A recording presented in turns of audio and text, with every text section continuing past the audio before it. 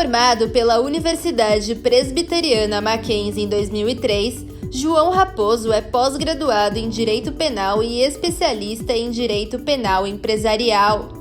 Também é assessor da presidência do 6º Tribunal de Ética e Disciplina da OAB de São Paulo desde 2013, além de autor de diversas palestras e cursos. Membro da Associação dos Advogados de São Paulo, Raposo é sócio do Raposo Soares e Salomé Advogados e membro da Organização Internacional em São Paulo, a BNI Titanium.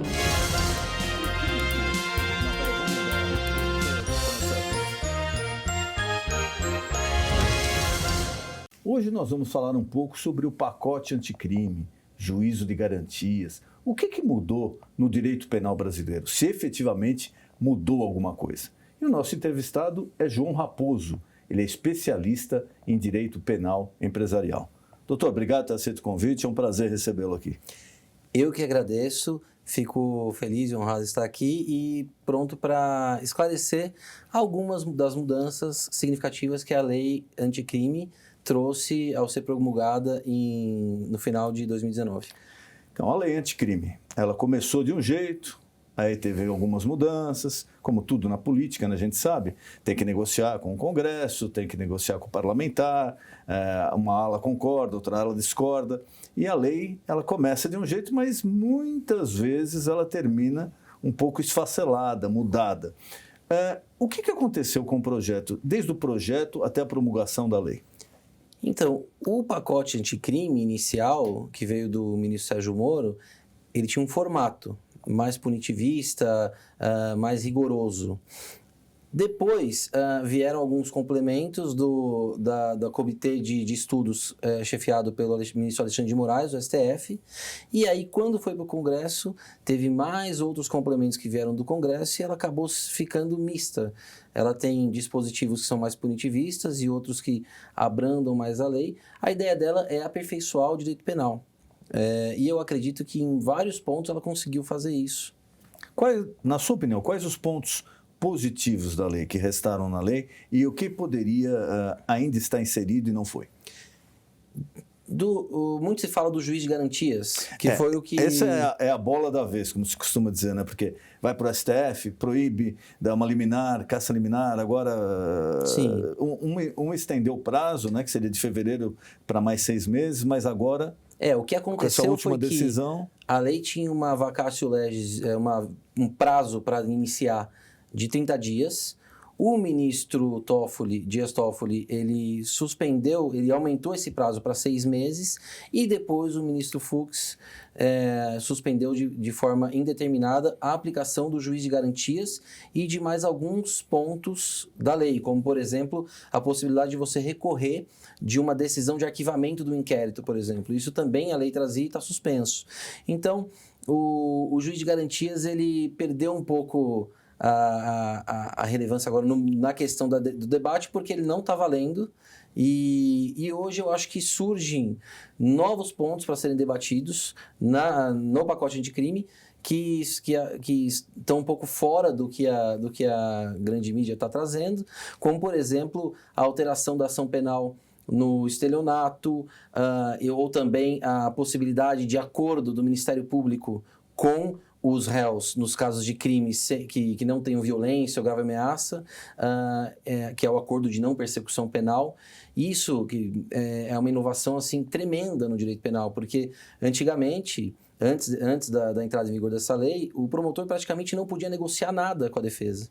Né? Claro que a lei dos juizados especiais trouxe a possibilidade de transação penal para crimes de menor potencial ofensivo, mas agora o promotor consegue negociar com a defesa, por exemplo, a não aplicação da pena ou a aplicação de pena de prestação de serviço para casos mais graves, porém que não envolvam violência ou grave ameaça. No caso, vamos já ter um pouquinho o juiz de garantias, que acho que isso daí deu um nó na cabeça, principalmente aí do leigo, que não milita no direito no dia a dia, e do próprio advogado, o próprio militante do direito.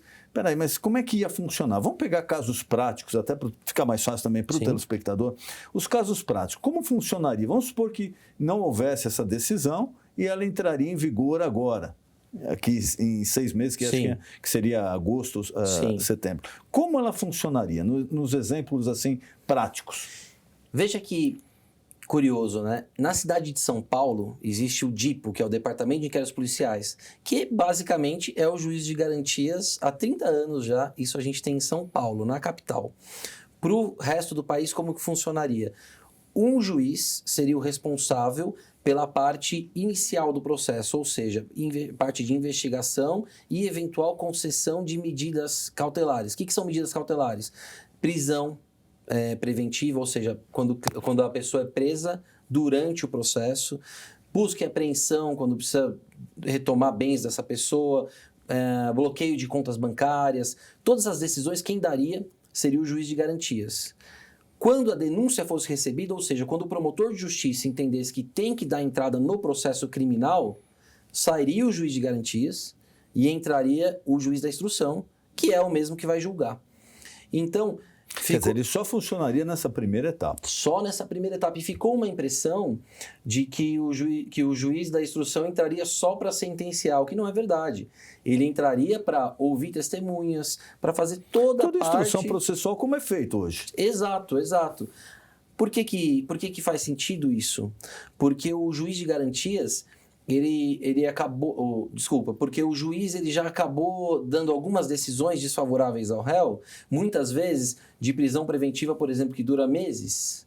E no final, se ele tem que absolver esse réu ou se ele tem que condenar, essa questão dele ter decidido pela prisão do réu lá atrás não pode ficar pesando na cabeça dele na hora de decidir.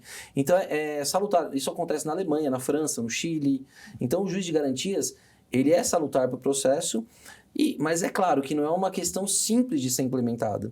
Eu acho que a lei pecou ao dar 30 dias só para fazer toda essa mudança estrutural. Quero deixar claro que eu não entendo que seria necessário contratar novos juízes, porque simplesmente o trabalho seria dividido entre eles. Essa foi uma das argumentações fortes aí que... mas geraria uma despesa, não sei quantos milhões por ano, Poder Judiciário, contratação de novos juízes. Não me parece correto alegar isso. Na verdade, o Judiciário efetivamente precisa da contratação de novos juízes com ou sem o juiz de garantia. Eu entendo que a estrutura do Judiciário hoje não é suficiente para o número de processos que nós temos. A grande vilã que causa a impunidade no país é a falta de estrutura. Que causa morosidade. Né? Tanto, porque se fala muito da morosidade, às vezes fala, mas tal pessoa não foi presa, etc. Mas também existe a outra morosidade, né? Quem já está preso e já poderia ter saído. Né? Muitos casos de pessoas que estão cumprindo além da pena ou presos provisórios sem sentença há mais de 2 anos.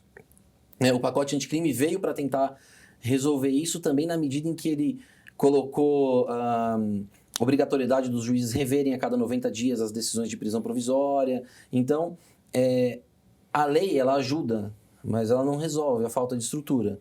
Porém, a mera implementação do juiz de garantias não é o que define a necessidade de aumentar a estrutura, na medida em que hoje os juízes julgam tanto a parte inicial do processo como a segunda parte, instrução e sentença. A única coisa é que haveria uma divisão de tarefa entre os juízes. Então, por exemplo, se nós dois somos juízes, eu vou julgar a parte inicial de determinados processos e você vai julgar a segunda parte, e nos processos em que você julgar a primeira parte, eu vou julgar a segunda. Não vai aumentar o trabalho, só vai ser repartido e uma divisão de tarefas. Eu entendo assim que também teve críticas para comarcas em que você tinha um juiz só. Um único juiz, Mas isso aqui, para quem mora em grandes centros, você pode achar isso, mas como um único juiz, existem muitas comarcas que tem um juiz só, e tem cidadezinhas, ainda não são comarcas, mas cidades que dependem do juiz da outra cidade, né? Porque não funciona, não existe um juiz de direito instalado lá. A realidade brasileira é muito diferente dos grandes centros. Esse é um problema que aparentemente seria um problema, mas, na verdade, com a digitalização dos processos, hoje, pelo menos em São Paulo, praticamente 100% dos processos novos são digitais. Então, um juiz que está numa comarca em qualquer local do estado pode fazer essa função e com um juiz que está a 500, 600 quilômetros. A distância hoje não é mais um problema, tá? Então, assim, eu entendo que 30 dias é pouco para você montar toda essa estrutura de divisão de tarefas, especialmente nessas comarcas que só tem um juiz. Mas o fato de só ter um juiz na comarca não pode impedir a implementação de uma regra que foi trazida pelo Congresso Nacional. O Congresso Nacional que define se as regras, as leis, enfim, se a lei determina que seja feito isso, cabe ao judiciário. Lógico, a gente tem que cumprir, tem que se adaptar. Não pode ser uma excludente, não tem estrutura. Bom, então você tem que fazer a estrutura acontecer. Porque senão, se a gente for analisar isso, não tem estrutura no Brasil para saúde, não tem estrutura para portos, para estradas, para um monte de coisa. Um outro detalhe, o abuso de autoridade.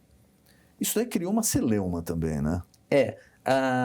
Ele não veio no pacote anticrime, sim, né? Mas realmente, o que acontece?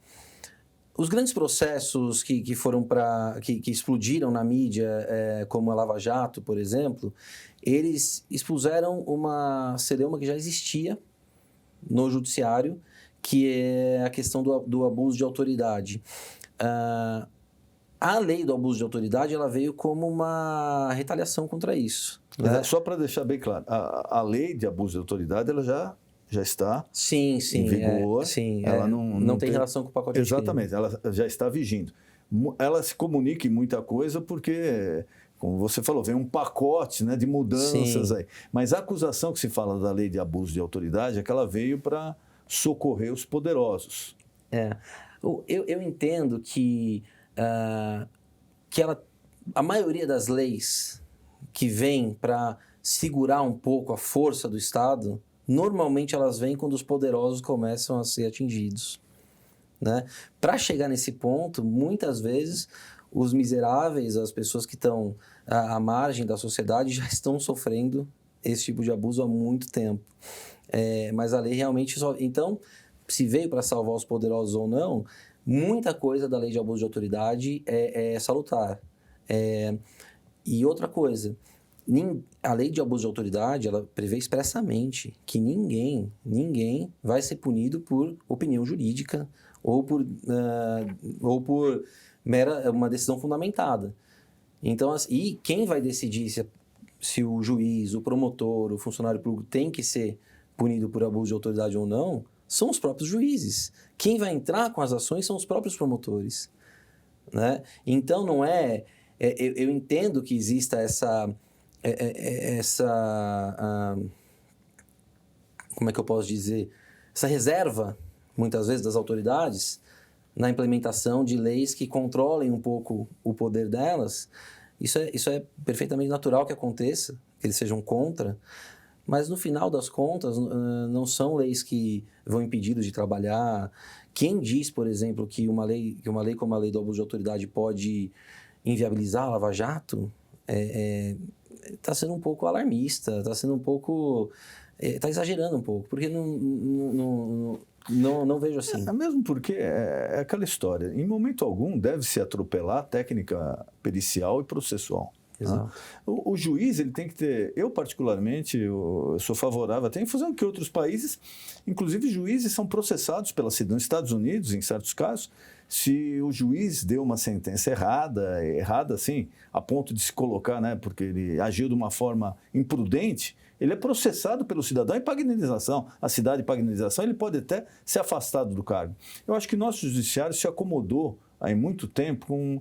Não, eu sou juiz, eu sou desembargador, eu não erro, eu sou um semideus, tudo que eu faço é certo. Ele tem que ser cauteloso, não é uma questão de colocar a pessoa na parede, mas tem que ser cauteloso. Se existe a fundamentação legal e técnica, ele que aplique, mas não como você mesmo falou, eu acho que. Não, aí não é difícil, sim, né? Sim, mas e o projeto, e a lei em si, ela diz expressamente que ninguém vai ser punido por opinião jurídica, ou ninguém vai ser punido por fundamentação jurídica, isso é interpretação jurídica, na verdade. Ninguém vai ser punido por uma determinada interpretação jurídica. Para que a pessoa seja punida para que um funcionário público, um juiz, um promotor seja punido por abuso de autoridade, tem que ficar demonstrada a má-fé. né? E aí eu não consigo concordar com um posicionamento que diz que não quer punir a má-fé. Por que eu não quero punir a má-fé? Não. Tem que ser punido. Né? Lógico que tem que ser punido. Então, eu vejo que existe um alarmismo, uma comoção grande de parte da sociedade, de quem quer manter as coisas como as coisas eram, mas, na verdade, o texto da lei é simples no sentido de que ninguém vai ser punido por questão de interpretação. O juiz vai estar livre para ter a interpretação jurídica dele de acordo com o caso concreto, como ele aparentar. Ele tem a liberdade de decisão sempre garantida, e a lei não muda isso. Voltando um pouquinho ao pacote anticrime, a gente conversava um pouco, eu queria que você desse alguns exemplos práticos aqui de como era em alguns casos e como está agora com o pacote anticrime. Vamos supor com relação ao estelionato. O crime de estelionato é o crime em que você obtém uma vantagem mediante uma fraude. É conhecido como 171, até porque é o artigo 171 do Código Penal. É que agora quase não usam mais cheque, mas na minha geração era muito comum o cheque sem fundo ser enquadrado como estelionato. Sim, né? E continua sendo. É que agora hoje em dia é tão raro usar cheque, né? Sim. Hoje em dia o que a gente vê muito são fraudes online. Então, vamos supor, alguém conseguiu pegar os dados do seu cartão e fez uma compra online. Isso pode ser enquadrado como um estelionato, por exemplo. O que acontecia antes do pacote anticrime? Você fazia um BO, e esse BO naturalmente virava um inquérito policial, que virava uma investigação e que ia para frente você querendo ou não, tá? Quer dizer, não dependia mais da vontade da vítima. A partir do momento que fez o BO... Eu fiz o BO, querendo ou não, a investigação seguia em frente. Exato, a investigação segue em frente. Com o pacote anticrime, foi incluído um parágrafo 5º no artigo 171, que diz que a ação penal agora ela é condicionada à representação. O que isso quer dizer?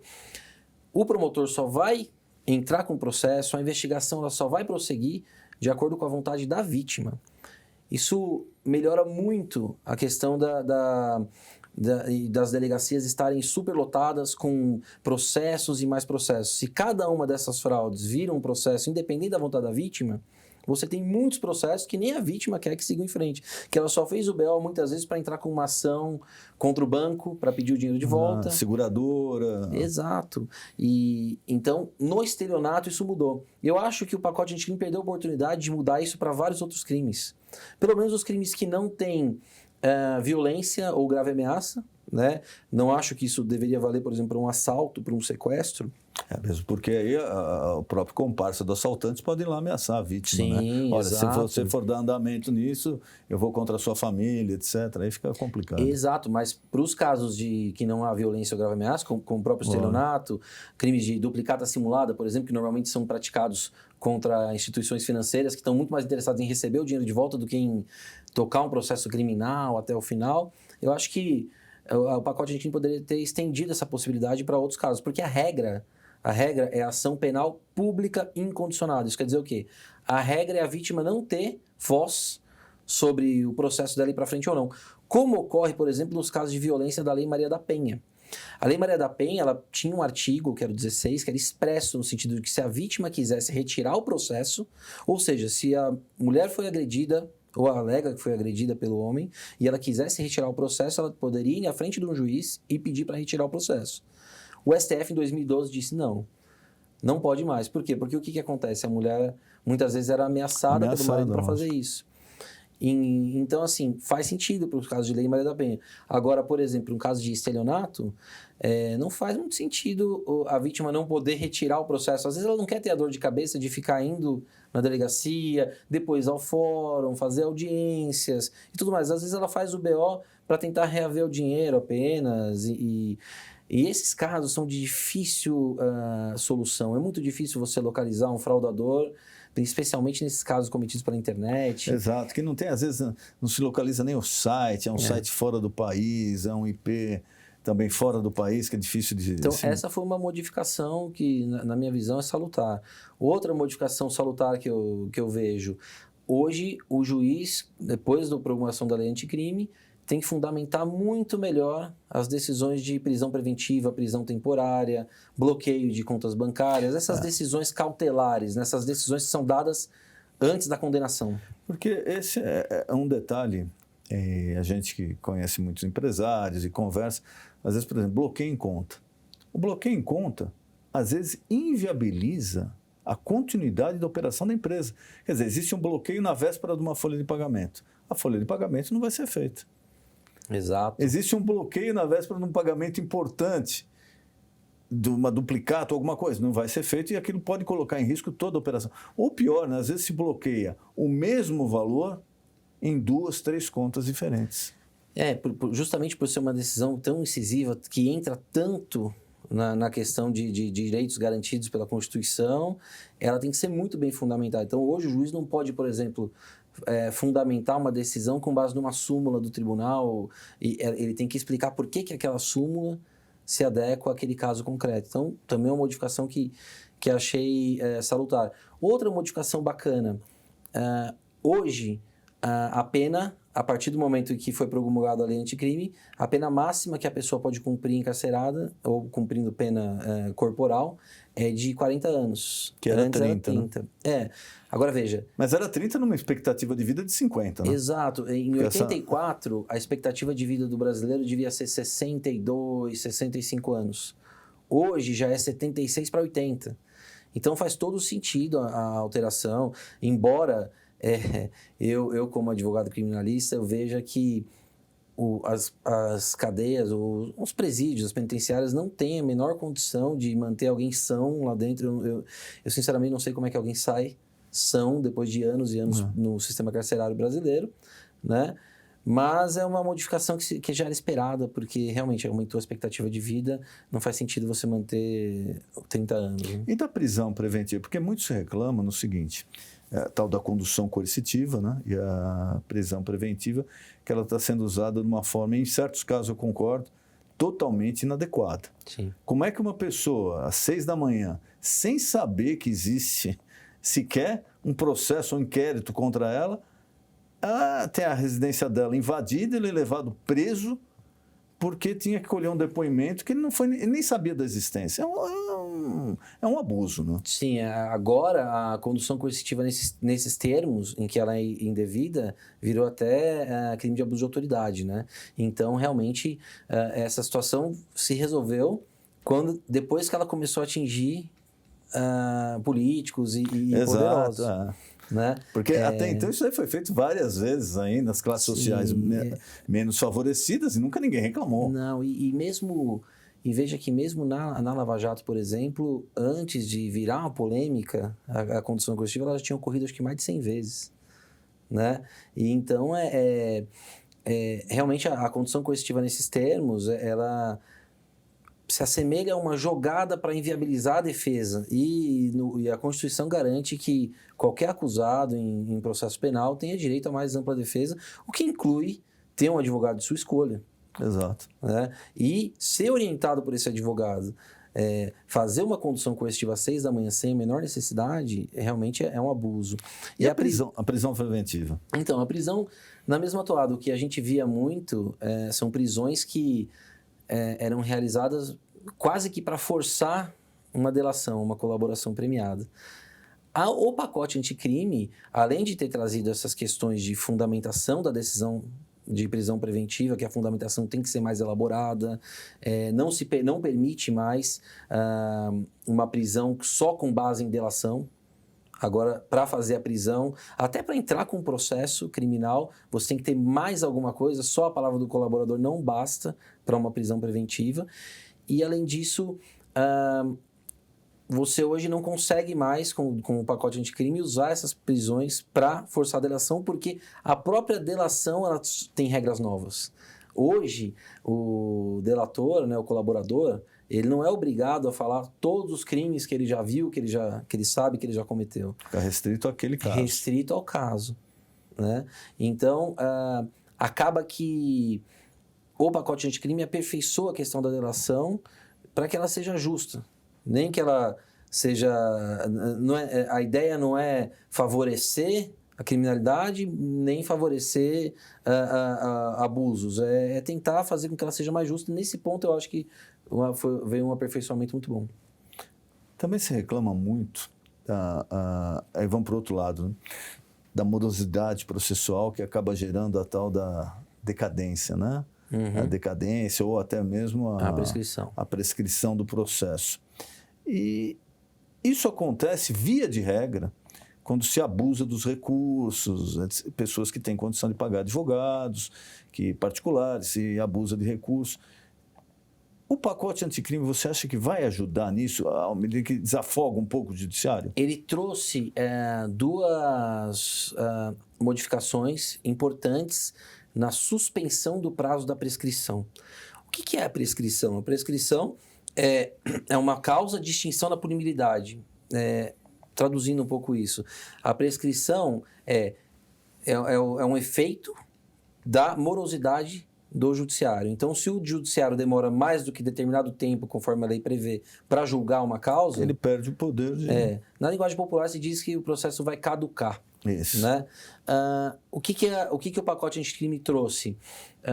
Os embargos de declaração, por exemplo, não contam mais prazo para prescrição. Então, se você entrou com um recurso de embargo de declaração, que é um recurso que você entra para tentar esclarecer alguma coisa que o juiz deixou de forma oculta ou omissa... Que às vezes demorava 6 meses para ser julgado. Esse prazo não conta mais para prescrição.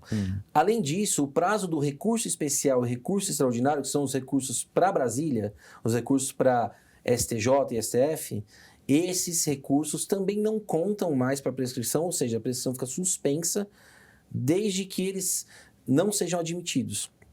Se eles forem admitidos, aí a prescrição conta normal.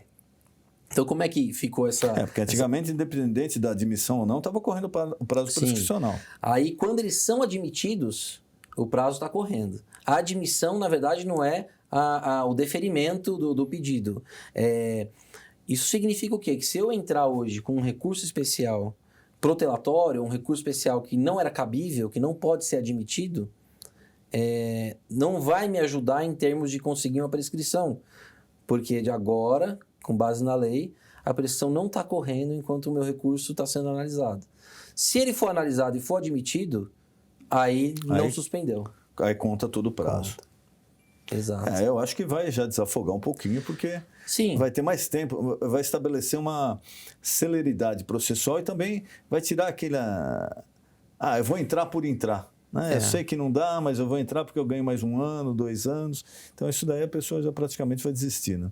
Exato. Se o recurso não for admissível, o advogado provavelmente não vai entrar. Mas tem um dado interessante que eu li uma vez que 80% dos recursos especiais extraordinários que estão nos tribunais superiores são da Defensoria Pública. E a Defensoria Pública ela só recorre quando efetivamente é caso de recurso. Por que isso acontece? Os tribunais estaduais, os tribunais de segunda instância, ou seja, os tribunais estaduais de São Paulo, Rio, Minas, enfim, eles insistem em não seguir as orientações do STJ e do STF. E aí, o advogado se vê obrigado. Não tem outra alternativa. Então, uma forma de você diminuir o número de processos no STF, no STJ, e diminuir a morosidade de processos, seria os tribunais passarem a seguir as orientações. 20% dos recursos são ingressados por advogados privados. Evidente que evidente que pode-se existir alguém que diga, não, esse advogado entrou com recurso só para ganhar tempo. Mas isso é a minoria. A maioria dos recursos, 80% são da defensoria e não são para ganhar tempo. São para fazer com que o entendimento do STF e do STJ seja aplicado naqueles casos concretos. De segunda instância. E tanto é que a defensoria tem uma taxa altíssima de êxito nesses recursos. Né? A taxa de êxito da defensoria é muito maior do que a taxa de êxito dos advogados particulares. Por quê? Porque a defensoria só entra naqueles casos em que efetivamente... Tem embasamento legal mesmo. Então, assim, o problema não é só o sistema recursal.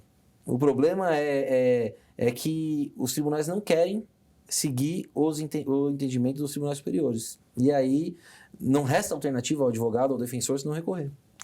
Queria mais uma vez te agradecer a presença aqui, nosso tempo está acabando. Colocar à disposição algum tema que eu não perguntei, algum recado que você queira passar ao nosso telespectador, fica à vontade. Eu quero agradecer a oportunidade, achei um bate-papo muito gostoso, muito proveitoso, gostei muito de estar aqui, espero estar mais vezes enfim, quero o recado que eu quero deixar é que as pessoas devem dar uma olhada, lerem o pacote anticrime, entenderem, tomar um pouco de cuidado com só com o que ouvem, entenderem por si próprias quais são as consequências para o direito penal, para formar a posição delas, tirar um pouco a questão política e efetivamente trazer um entendimento com base no que leu, não no que ouviu um candidato dizer, não no que ouviu um apoiador político dizer. Eu acho que é interessante isso. Obrigado mais uma vez. Eu que agradeço. E se você quer assistir novamente a esse programa, basta você acessar agora o nosso canal, que está aparecendo, nosso canal no YouTube, que está aparecendo aí na tela. Lá você encontra desde o primeiro programa até o mais recente. Ele é atualizado toda semana. Programa Ponto de Equilíbrio. Boa noite.